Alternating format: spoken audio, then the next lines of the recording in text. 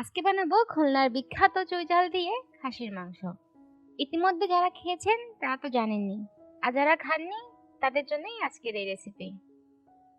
ভাত দিয়ে একটা চুই ঝাল, এক কোয়া রসুন আর একটুখানি মাংস, জাস্ট অসাধারণ। Hello everyone, welcome back to my channel Ishana's kitchen. প্রথমেই চুই ঝালের রস আমি একটা ছুরি দিয়ে ছাড়িয়ে নিচ্ছি। মোটাভাবে ফেলা যাবে না, এতে চুই ঝালের গুণগত মান চলে যায়। একটু লক্ষ্য করে দেখলে বুঝতে পারবেন আমি কিভাবে ফেলছি। আর চুই ঝাল কেটে রেখে দিলে কিন্তু কালো হয়ে যায়, তাই আপনাকে কাটার সাথে সাথে পানিতে চুবিয়ে রাখতে হবে। আর চুই ঝাল আঁশ ফেলানোর পর গোটা ধুয়ে তারপরে কাটবেন। আর যারা শুকনো চুই ঝাল ইউজ করবেন তারা আগের দিন রাতে চুই ঝালটা ভিজিয়ে রাখবেন, এতে চুই ঝালের বেস্ট ফ্লেভারটা পাওয়া যায়। চুই ঝাল ফ্রেশ রান্না করলেই কিন্তু টেস্টটা সব থেকে বেশি ভালো আসে। আর এখানে আমি 250 গ্রাম চুই ঝাল নিয়েছি। সব মশলা আমি মেখে বসাবো, তাই সবার প্রথমেই দিয়ে দিচ্ছি মরিচ গুঁড়ো 1.5 টেবিল চামচ, হলুদ গুঁড়ো দিচ্ছি 1/2 টেবিল স্পুন, জিরে 1 টেবিল স্পুন, ধনে দিয়ে দিলাম 2 টেবিল চামচ, লবণ 2 টেবিল চামচ, রসুন দিচ্ছি 2 টেবিল চামচ, আদা বাটা 2.5 টেবিল চামচ। আর এখানে কিছু গোটা গরম মশলা দিচ্ছি, দারচিনি 2-3 টুকরো, তেজপাতা 4-5টা এলাচ আর 7-8টা লবঙ্গ।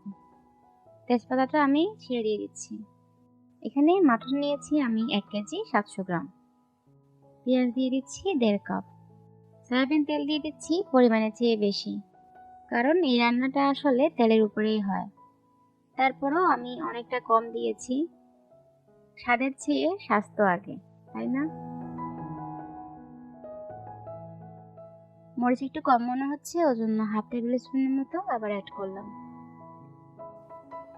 আর ট্রেডিশনালি সয়াবিন তেল দিয়ে এই রান্নাটা হয়, সর্ষের তেল দিয়ে না, কারণ এর মূল ফ্লেভারটা আসবে কিন্তু আপনার চুই ঝাল আর রসুন থেকে। সর্ষের তেলে কিন্তু এর ফ্লেভার চেঞ্জ হয়ে যাবে। সব রকমের মশলা বা আপনার তেলের কিন্তু নিজস্ব একটা ফ্লেভার থাকে, তাই এই রান্নায় সর্ষের তেল দেওয়া যাবে না। মেরিনেশনের দরকার নেই, সবকিছু একসাথে মেখে আমি চুলাতে বসিয়ে দেব। চুলার জালটা প্রথমে একদম ফুল আঁচে রাখবো, যখন জল বেরিয়ে যাবে তখন মিডিয়াম আঁচ করে দেব। আর এখন মাংসটা রান্না করব 1 ঘন্টা 10 মিনিটের মতো।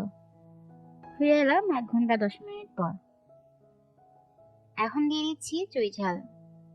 চুই ঝালটা আসলে রান্নার 20-25 মিনিট আগে দিলেই সবচেয়ে বেশি ভালো হয়, এতে চুই ঝাল গলে যাবে না। যেহেতু কাঁচা চুই ঝাল ইউজ করছি তাই সেদ্ধ হতে বেশি সময় লাগবে না। 20-25 মিনিটে কিন্তু চুই ঝাল সেদ্ধ হয়ে যায়।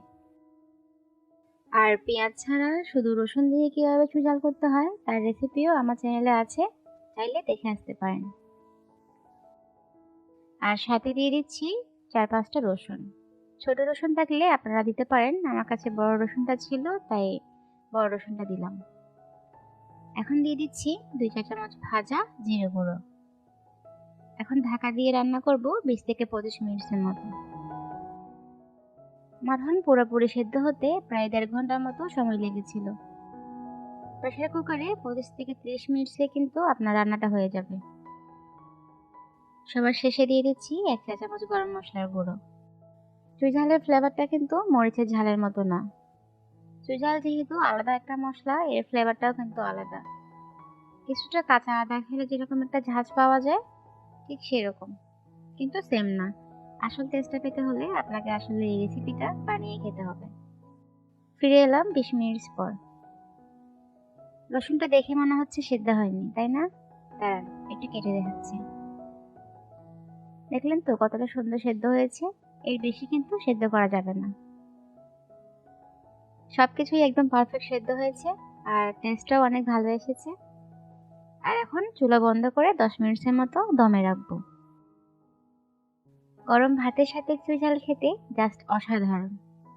বানাবেন আর আমাকে জানাবেন কেমন হলো। সবাই ভালো থাকবেন চ্যানেলের সাথে। Thank you.